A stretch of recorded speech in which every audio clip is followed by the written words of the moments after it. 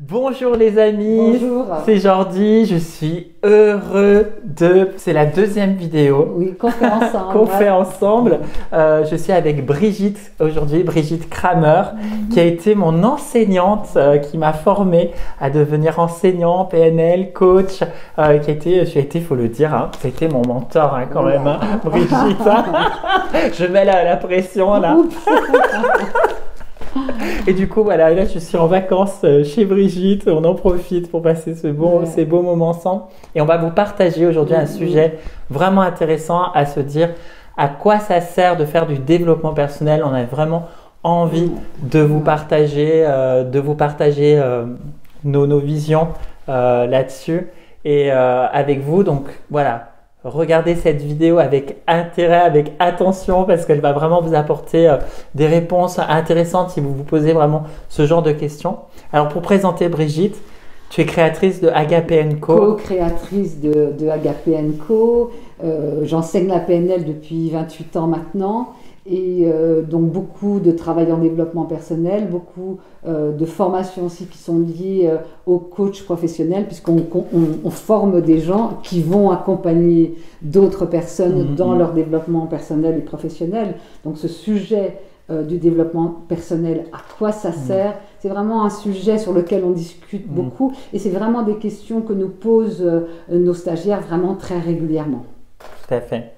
Et moi, je suis Jordi Turc, mais je pense que si vous êtes sur la chaîne, vous me connaissez, mais peut-être que cette vidéo sera sur tes chaînes à toi. Voilà, c'est bien de me présenter aussi, c'est de dire que voilà, je voulais te dire, je suis Jordi Turc, dirigeant de Active PNL, donc comme Brigitte, un organisme de formation qui forme à la PNL, que ce soit pour du développement personnel ou professionnel aussi, voilà, pour des gens qui vont devenir coach également ou des managers, peu importe. Parce que justement, l'idée, c'est de se dire à quoi ça sert ce développement personnel. Il y a beaucoup de gens qui font une dichotomie entre, il y a le développement personnel d'un côté qui touche à notre vie privée, et puis il y a le développement professionnel, donc une espèce de césure. Moi, je veux faire du développement professionnel, et puis moi, je veux faire du développement personnel.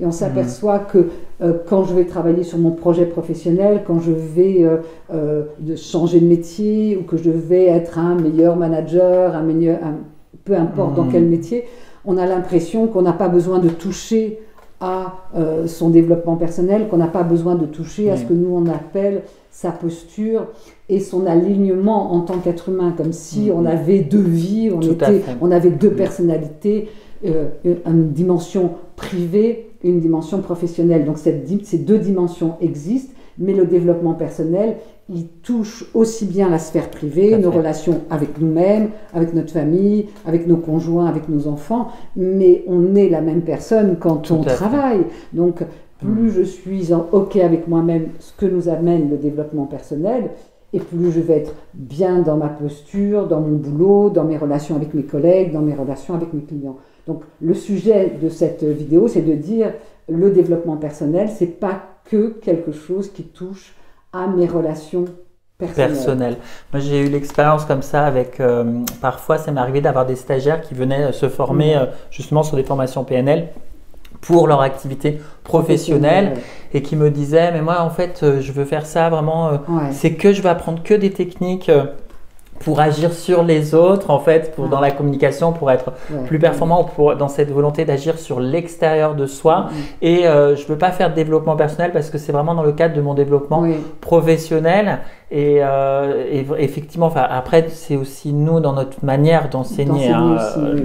On a en particulier cette vision-là de développement personnel à dire, mais la posture, c'est important de faire ce développement parce que même quelqu'un qui vient que dans un cadre professionnel, qui soit manager par exemple, sa posture en tant que manager auprès des salariés, mais de toute façon, s'il n'a pas fait de travail de développement personnel, il a beau, je dirais, avoir appris des techniques de communication comme on les enseigne, savoir reformuler ou savoir se synchroniser, etc. Mais si à l'intérieur de soi, le travail de développement personnel n'est pas fait, il y a quelque chose qui est quand même incomplet. Et moi, je sais que j'ai eu comme ça, je ne sais pas toi Brigitte, mais moi, des fois dans ma vie, j'ai eu affaire à des gens qui avaient même ils avaient vraiment été très bien formés à des techniques, par exemple de PNL, de reformulation, synchro, etc. Mais à l'intérieur de soi, il n'y avait pas cette sincérité de développement personnel, c'est-à-dire il n'y avait pas une vraie congruence, un vrai Alignement, entre voilà. ce que je dis, ce que je fais, mais ce que je manifeste aux autres. On Voilà. parle beaucoup de bienveillance en PNL, on Ouais. parle beaucoup de comprendre l'autre dans sa différence. Ouais. Et bien entendu, on peut avoir toutes les techniques du monde. Si on n'a pas changé quelque chose dans notre perception Oui, du monde, oui. dans notre perception des autres, dans l'acceptation de l'autre, dans sa différence, dans la compréhension de nos propres schémas de fonctionnement. Il sert d'abord à ça, le développement Oui, personnel, à mieux se connaître, à mieux se comprendre et à mettre en place ce qu'il faut pour être une personne qui correspond plus à la personne qu'on Oui. a envie d'être. Oui. Oui, parce que j'ai fait parfois l'expérience de personnes qui utilisaient ces techniques-là, mais quand il y avait cette incongruence, en fait, c'est encore pire au niveau de la relation, c'est-à-dire souvent les gens disent ah mais là je te vois venir avec tes techniques de PNL, je te vois venir, tu es en train de vouloir m'enrouler dans ton truc, mais en fait tu es en train de me manipuler et c'est pour ça parfois même que la PNL a eu parfois mauvaise presse, mais parce qu'en fait elle était mal utilisée en fait, c'est-à-dire elle était faite sans...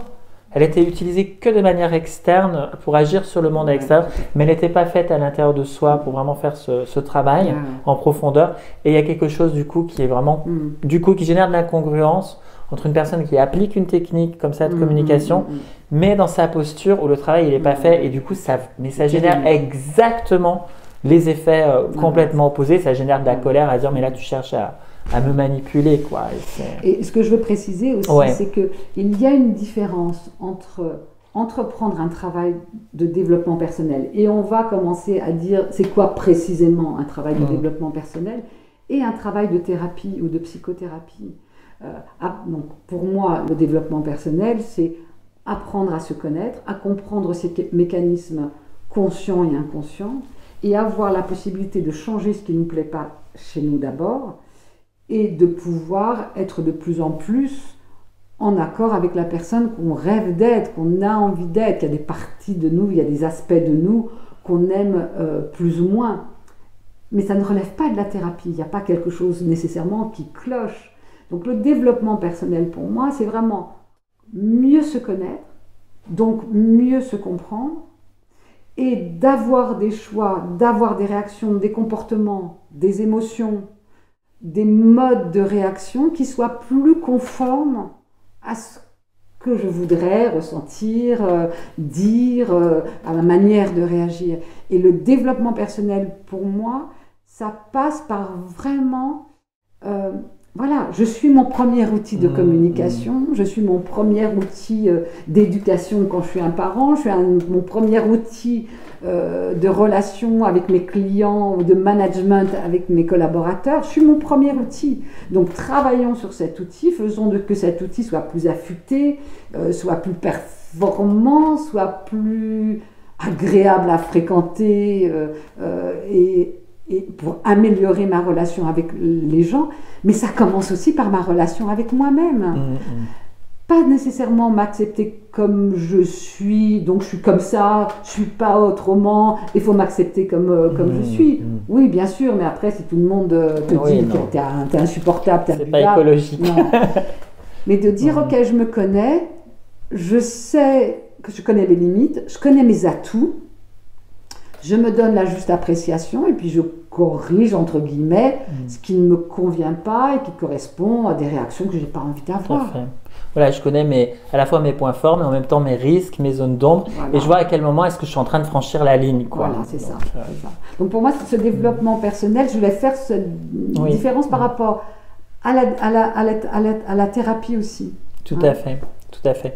Oui, parce qu'effectivement, des fois, les personnes rentrent dans une formation comme on peut donner et se disent « oulala, mais en fait, je vais être obligée de faire, ça va être une thérapie. » Non, c'est pas une thérapie non plus. Et du coup, pour revenir sur cette notion de « je suis mon premier outil de communication et je suis mon premier outil de relation avec les autres, quels que soient les autres », c'est aussi dans ce travail de développement personnel, une fois que je me connais pour mon meilleur et pour mon pire, que je vais mettre en place les changements qui correspondent à la personne que j'ai envie d'être, à la meilleure version de moi-même, comme dirait Walsh, c'est aussi d'avoir des outils pour mieux comprendre les autres et de pouvoir accepter ce qu'on appelle en PNL les modèles du monde, d'accepter des gens qui ne sont pas comme moi. C'est facile de communiquer, on le sait aujourd'hui, de communiquer avec des gens qui nous comprennent, qui partagent les mêmes idées, les mêmes croyances. Mais la vie, elle n'est pas comme ça. On passe notre temps professionnellement et même personnellement dans nos familles à rencontrer des gens qui n'ont pas les mêmes croyances, qui n'ont pas les mêmes idées, qui n'ont pas les mêmes opinions. Comment moi je fais pour pas rentrer en souffrance quand il y a des gens qui sont trop différents de moi? Comment je fais pour les comprendre et les accepter aussi comme eux ils sont, puisque j'ai quand même envie qu'ils m'acceptent comme moi je suis. Donc dans ce développement personnel, il y a mieux me connaître, mieux me comprendre, mieux m'accepter pour mon meilleur et pour mon pire, mais il y a aussi de faire le travail nécessaire pour accepter les autres dans leur meilleur et leur pire. Parce qu'eux, ils n'ont pas décidé de changer. Donc comment je fais pour moi accepter qu'ils soient différents de moi? C'est la chose la plus compliquée au monde. Sans en plus avec une vision, je dirais, qui est instinctive en général, à avoir l'impression que l'autre qui est différent de moi a des intentions négatives, ou qu'il est mauvais, ou qu'il n'a rien compris. Ou qu'il ne comprend pas. Voilà, c'est ça. Et du coup, d'arriver à se mettre dans sa peau, arriver à se dire, ok, il est différent de moi, il a des stratégies différentes, mais voilà. Mais au fond, aussi, ça nous permet cette humanitude, ce côté humaniste, d'arriver à nous relier avec encore plus des gens très différents. Et même, je dirais, même dans des approches spirituelles, si je prends des messages spirituels, c'était aime ton prochain comme toi-même et apprends à aimer tes ennemis. Alors bon, on va peut-être pas parler d'ennemis, mais et souvent ce que je dis à mes clients ou à mes stagiaires, c'est que oui, aime ton prochain comme toi-même, mais ça commence par s'aimer soi-même. Tout à fait. Hélas, la plupart du temps, est-ce qu'on s'aime vraiment nous-mêmes, quoi? Est-ce qu'on n'a pas entendu des messages quand on était plus jeune et dis donc, toi tu t'aimes bien, tu es content de toi, tu t'apprécies. Quels sont les messages qu'on a entendus qui fait qu'à un moment donné, se donner de la valeur à soi, s'aimer soi-même, reconnaître ses qualités et s'auto-congratuler peut être perçu comme de l'arrogance ou comme de la suffisance. Et du coup, dans cette phrase que je cite beaucoup, aime ton prochain comme toi-même, ça commence vraiment par s'aimer soi-même. Toujours pareil, pour son meilleur et pour son pire. Mais ça veut dire être lucide sur son meilleur et sur son pire. Pas minimiser son meilleur et pas se cacher en disant mon pire, je suis comme ça et je ne peux pas faire autrement. Donc, s'aimer soi-même, tu me disais, j'en dis tout à l'heure, il faut que tu parles de tes expériences. Je pense que la plus grande expérience que moi j'ai faite, c'est d'apprendre, et ça a été un long apprentissage, et merci à la PNL, à l'analyse transactionnelle, à l'énéagramme aussi, à tous ces outils, et tous les gens qui m'ont aidé à m'aimer moi-même. Ça a été un long chemin pour dire, ok, je m'aime au-delà de mes comportements, qui sont quelquefois pas ok, au-delà de mes paroles qui sont quelquefois pas ok, mais je suis quand même une bonne personne, intrinsèquement. Et du coup, d'apprendre à m'aimer sans faire de l'inflation de mon ego, qui est toujours un risque, on est d'accord avec ça, mais de m'aimer moi-même vraiment authentiquement, ça a été un sacré chemin, Et maintenant, je m'apprécie, je pense que je m'aime moi-même et j'essaie, voilà, ça ne veut pas dire que j'aime pas les autres, ça ne veut pas dire que je pense que je suis meilleure que les autres, mais je m'aime, comme j'aime mes amis, comme j'aime mes enfants, comme j'aime mes petits-enfants, comme j'aime ma famille. Cet amour-là, maintenant, je le ressens pour moi aussi. Et ça a été le résultat de mon développement personnel, parce que je ne m'aimais pas, je ne m'appréciais pas.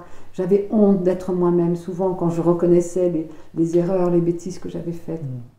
Maintenant, ok, j'aime mon meilleur, j'aime pas toujours mon pire, donc je fais en sorte d'être une meilleure personne, mais je m'aime moi. Et en même temps, dans ton pire, tu ne t'identifies pas en tant que personne à ton pire, et tu fais une différence entre qui tu es en tant que personne, c'est-à-dire avec cet amour inconditionnel, et après il y a les comportements, il y a les stratégies, il y a les émotions, je dirais, il y a tout ce qui est en bas des niveaux logiques, qui est vraiment qui est autre chose. Là, il y a des aspects de moi que je n'aime pas, mais je m'aime moi. En identité, ouais, voilà.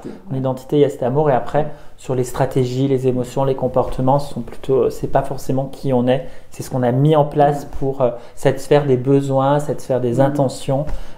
Et on peut ne pas aimer ces stratégies-là, on peut ne pas aimer ces réactions-là. Mais c'est important, effectivement, de faire la distinction entre je n'aime pas ces attitudes chez moi, je n'aime pas ces comportements-là, et la distinction entre je ne m'aime pas moi. Et ça, moi aussi, c'est vrai que ça a été dans mon cheminement énorme, et c'est encore et on dit développement personnel, ce qui veut dire développement, que c'est vraiment, voilà, c'est du développement. Donc c'est pas quelque chose, c'est pas parce qu'on a fait un stage, c'est pas parce que, je dirais, c'est même pas parce qu'on est coach ou même qu'on est enseignant qu'on a abouti ce cheminement. C'est un cheminement parfois permanent de toute une vie, et de connaissance de soi, d'exploration pour effectivement apprendre à se découvrir. Et moi, dans ma vie, cet amour dont tu parles, je l'avais vraiment, j'étais vraiment en référence, ce qu'on appelle la référence externe, mais ce qui est le processus de, comme le dit Miguel Ruiz, qui fait les accords Toltec, qui a été un mentor aussi pour moi, parce que je me suis aussi formée avec lui, et où vraiment c'était ce conditionnement qu'on a eu quand on est petit, où en fait l'enfant, le parent, c'est son modèle d'amour, et en plus son modèle de sécurité, parce que l'enfant, il ne peut pas se nourrir tout seul, il ne peut pas se couvrir, il a ses besoins vitaux qui sont vraiment complètement issus du parent, donc il a besoin absolument, pour survivre, de se dire que son parent l'aime.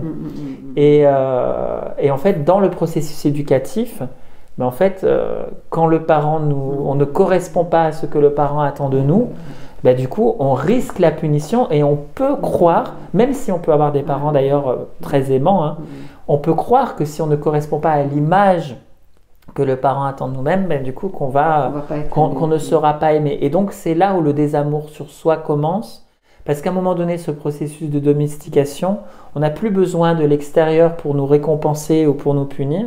C'est vraiment à l'intérieur de soi qu'on va porter ce processus de domestication. On va s'auto-punir, c'est-à-dire en fonction de nos attitudes, de nos comportements, etc. où il va y avoir cette confusion justement avec notre identité. Et on va à un moment donné se dire « je ne suis pas aimable parce que je ne suis pas une bonne personne ». Et à un moment donné, de se construire dans cette référence externe comme ça, avec d'abord la famille, puis là moi dans mon cas c'était la religion, et puis la société, et les images aussi de bonheur qui sont véhiculées dans la société, qui peuvent parfois correspondre à nos aspirations profondes, parfois ne pas correspondre. À un moment donné, on a l'impression que, moi dans ma vie, j'avais vraiment cette sensation que je jouais une pièce de théâtre et que je jouais un personnage pour pouvoir être aimé.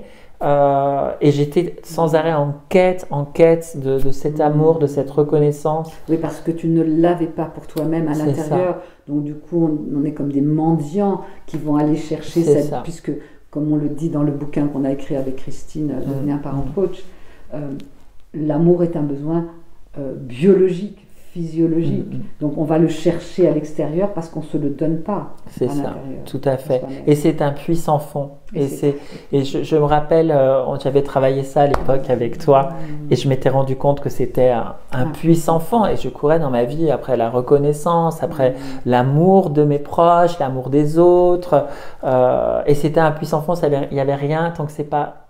Effectivement, aime-toi toi-même, hein, avant d'aimer les autres, mais avant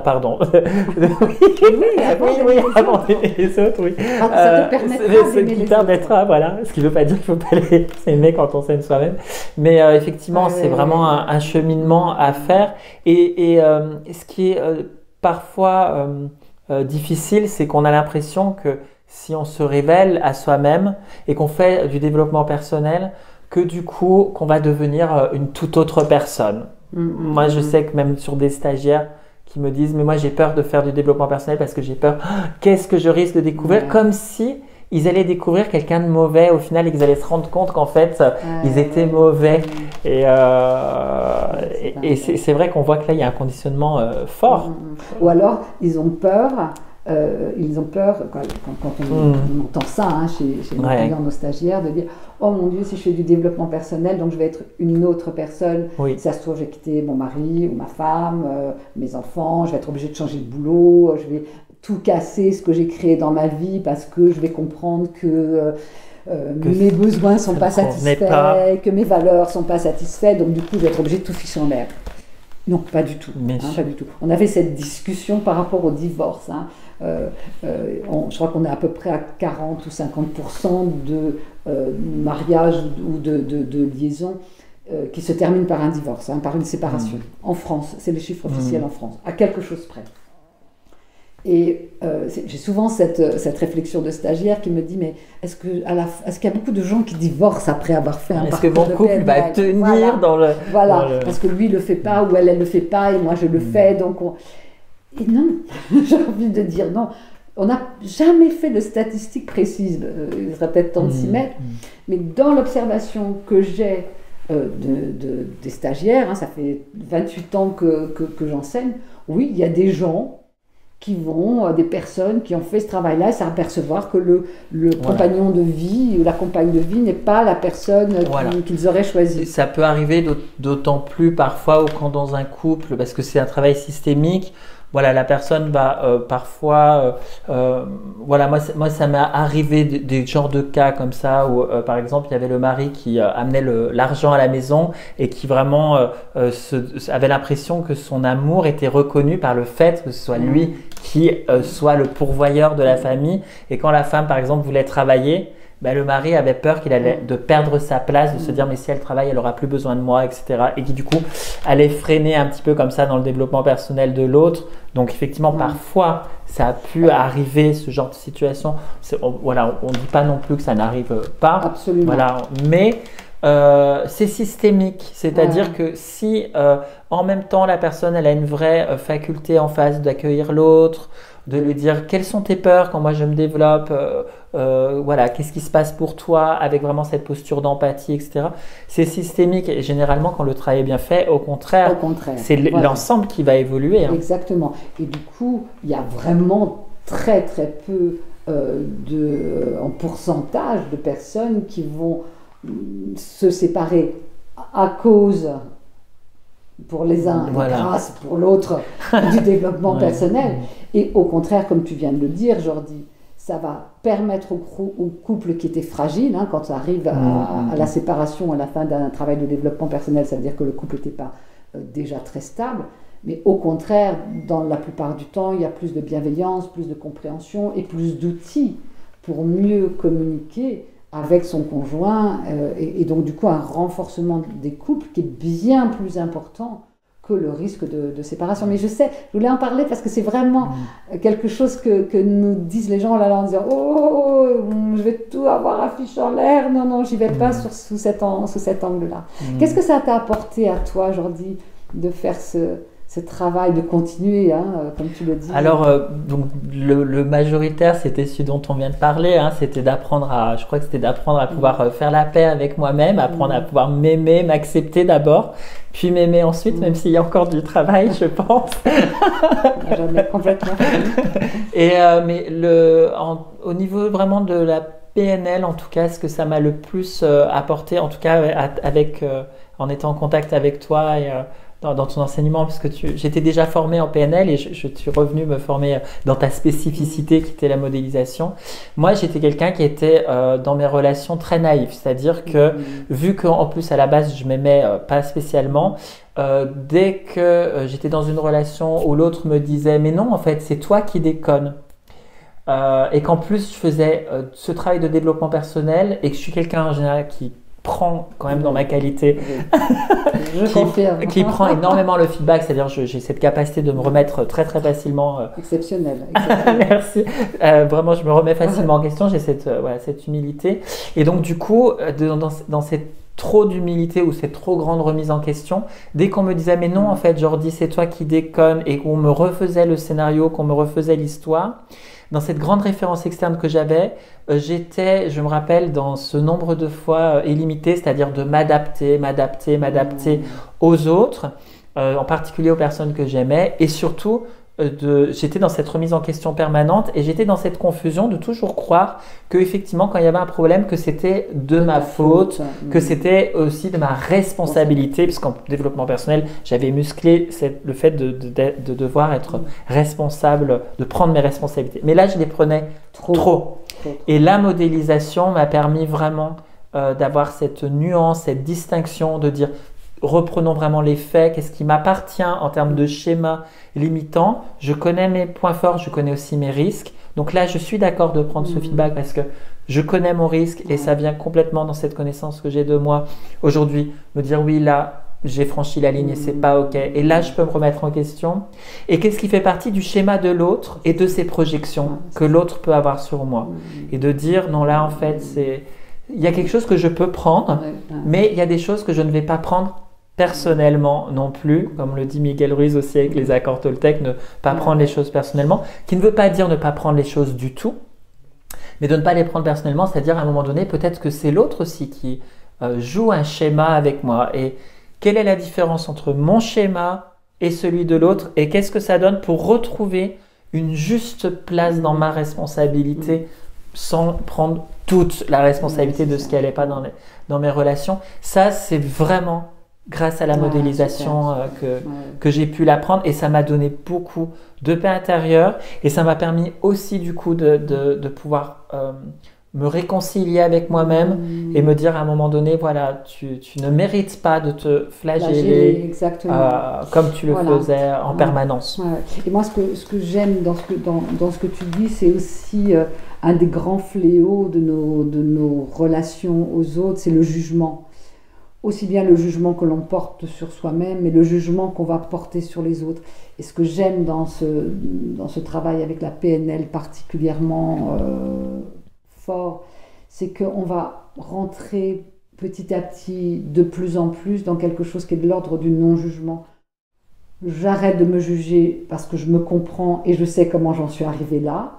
Et c'est mon choix de faire les changements nécessaires pour ne plus en arriver là la prochaine fois que la même situation se reproduira. Et le non-jugement de l'autre, qui lui aussi a ses propres schémas de fonctionnement et qui a fait du mieux qu'il pouvait compte tenu de ce qu'il avait en magasin, et de dire après moi j'ai le choix de continuer cette relation avec cette personne ou pas, mais je me redonne du choix. Pour moi, la plus-value du développement personnel, c'est de sortir de la dichotomie entre le c'est bien, c'est mal, donc du jugement et quelquefois de la condamnation, et de pouvoir après faire des choix en conscience. Voilà ce qui m'appartient, voilà ce qui appartient à l'autre, voilà comment c'est engrainé dans nos propres schémas, parce que comme tu le disais tout à l'heure, c'est systémique. Et puis maintenant, quel est le choix que je décide de faire en prenant soin de moi, parce que je me respecte et je m'aime, et en prenant soin en prenant soin de l'autre aussi. Et c'est pas parce que, aussi dans les croyances, c'est pas parce qu'à un moment donné je vais dire non à l'autre, que je vais poser une limite, que ça veut dire que ça y est, que je ne l'aime plus, que je le juge. Je peux dire un non qui est posé vraiment avec intégrité et avec une grande bienveillance pour soi et pour l'autre aussi. Oui, parce que je suis tranquille à l'intérieur, je suis un peu plus tranquille à l'intérieur. Et ça, donc je reviens sur ce que je disais au tout début, et ça c'est pareil, que ce soit dans la sphère privée que dans la sphère professionnelle. Tout ce qu'on dit, tout ce qu'on est en train de dire, tout ce développement personnel que l'on fait, va nous permettre aussi dans notre vie professionnelle d'être plus tranquille, d'être plus en paix, de ne pas attendre une reconnaissance des autres, d'être blessé quand les autres ne nous donnent pas la reconnaissance que l'on souhaiterait, de pouvoir avoir des relations professionnelles beaucoup plus sobres, beaucoup plus saines avec les autres, de mieux donc exercer notre métier, donc d'être plus performant dans ce qu'on est en train de faire. Donc du coup, on retrouve aussi cet atout, cette plus-value dans la sphère professionnelle aussi. Le mieux je serai dans ma peau, le mieux je me connaîtrai, le mieux j'aurai ce qu'il faut pour comprendre les autres et de comprendre comment on interagit. Et plus je vais me faire plaisir dans mon métier, plus je vais avoir des relations saines avec mes collègues, mes collaborateurs, mes clients, le plus je vais avoir de choix dans le métier que j'exerce, mais dans la manière dont je l'exerce. Donc c'est tout bénef, que ce soit dans la sphère privée ou dans la sphère professionnelle. J'aurais envie de terminer cet échange, cette vidéo, parce que bien sûr, vous pouvez nous rejoindre dans nos centres de formation. On sera ravis de pouvoir vous accompagner dans ce cheminement, dans ce développement. Mais il y a aussi d'autres écoles, d'autres centres. Donc, quels seraient les grands conseils, en tout cas les critères qui feraient que quand je veux rentrer dans un chemin de développement personnel, je vais choisir la bonne personne pour m'accompagner? Comment je peux savoir que cette personne, dans sa posture, va être la bonne personne pour moi? Parce qu'il existe tellement de choses, tellement… Et parfois, les personnes qui ont eu des mauvaises expériences, vous savez, j'aime bien donner cet exemple, c'est comme l'ostéopathie. Les gens, souvent, quand ils ont un problème, qu'ils ont été voir un ostéopathe, ça n'a pas marché, ils ont dit non, c'est que j'ai pas trouvé le bon ostéopathe. Mais souvent, au niveau de la PNL ou du développement personnel, les gens qui ont une mauvaise expérience avec une personne vont généraliser sur la technique en elle-même. Alors parfois, c'était juste que la personne n'était pas forcément la plus adaptée ou la plus appropriée. Donc je pense qu'il y a, d'une part, c'est de choisir la technique qui vous correspond et aussi d'aller choisir les personnes qui vont vraiment vous correspondre dans ce travail. Et ça, c'est vraiment, je pense que c'est une chose des plus importantes quand on se fait accompagner, bien sûr. Parce que ça va passer vraiment, tout va se jouer aussi dans votre relation avec soit vos coachs, soit avec vos formateurs. Donc, qu'est-ce qui pour toi, quels sont les conseils que tu auras envie de donner quand une personne cherche à être accompagnée? Qu'est-ce qu'elle doit repérer? Alors, pour moi, c'est toujours cette phrase en anglais que Ed et Marianne Ries, mes enseignants en PNL américains qui ont été formés par Grinder et Bandler directement, qui ont été les assistants de Bandler pendant des années et qui m'ont accompagné moi aussi dans mon ils étaient mes profs en enseignant en PNL. Et Marianne Ries disait « walk what you talk ». Donc, marche ce que tu dis. C'est plus joli en anglais, « walk what you talk ». Et c'est la définition de la congruence, c'est-à-dire que entre ce que la personne dit, déclare, son déclaratif, et ce qu'elle manifeste dans ses comportements, dans sa manière d'être avec les autres, voilà, « walk what you talk ». Il faut que ce soit aligné. C'est ce qu'on appelle la congruence. Mais moi, c'est ma manière à moi de voir les choses. Mais pour moi, ce qui va faire que j'aurais envie de faire ce travail qui n'est pas toujours facile, tous les jours, d'aller voir nos zones d'ombre, quelquefois, ça pique quand même très très fort. Et d'accepter les feedbacks qu'on va me donner, parce que dans nos centres de formation, on donne beaucoup de feedback aussi, justement, pour éclairer les zones d'ombre, et après, tu en fais ce que tu veux. Et voilà, j'ai trop entendu... la personne, elle vend un truc, elle n'en a pas un échantillon sur elle, comme dirait Coluche. Donc voilà, pour moi, c'est vraiment là qu'il faut qu'on sente que la personne qui va nous enseigner, qui va nous accompagner, elle manifeste cette bienveillance dont elle parle. Elle la manifeste. La personne qui est le formateur ou le thérapeute, il sait ce que ça Il est passé par là. Il est passé par là. Et il continue à le faire. Le mec, il n'est pas arrivé. On n'est pas arrivé. C'est cette fameuse qu'on parle dans nos centres de formation, quand on forme justement des coachs, on parle de cette position basse. Et donc, du coup, je vais vous parler, je vais pas vous apprendre la vie, quoi. Je vais vous apprendre à ce que votre vie, à vous, et c'est vous qui décidez. Donc, pour moi, ça serait la congruence aujourd'hui. Clairement, ça serait la congruence. Je crois qu'on a les mêmes, les mêmes critères. Je crois que c'est pour ça qu'on est là. Ça doit être ça. Merci beaucoup. Merci les amis. On espère que cette vidéo vous aura été utile. N'hésitez pas à liker la publication. C'est pour le côté un peu commercial que je dis ça, mais c'est parce que c'est important aussi dans la matière de liker, de partager cette publication. Et puis en dessous, vous aurez les liens sur nos sites internet respectifs. Je vais mettre mon site, mais je vais mettre celui de Agape & Co si vous voulez en savoir plus. Agape & Co qui en plus a plusieurs antennes maintenant qui s'ouvrent en France. Le Castellet, Gap, Nice, Montpellier et Chambéry. Voilà. Et moi, c'est sur Lyon pour l'instant. Pour l'instant. À bientôt. Merci à bientôt. beaucoup. Merci les amis.